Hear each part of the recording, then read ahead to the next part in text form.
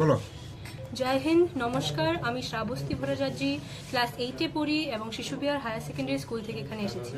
আমার সাথে আজকে সৃজয়া ভৌমিক আছে, মেহেরিন সুলতানা আছে এবং আদ্রিজা রয় আছে।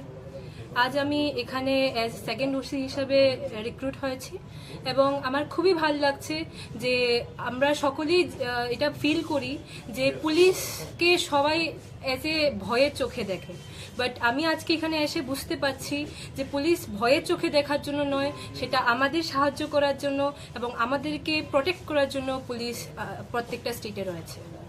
তোমার মতো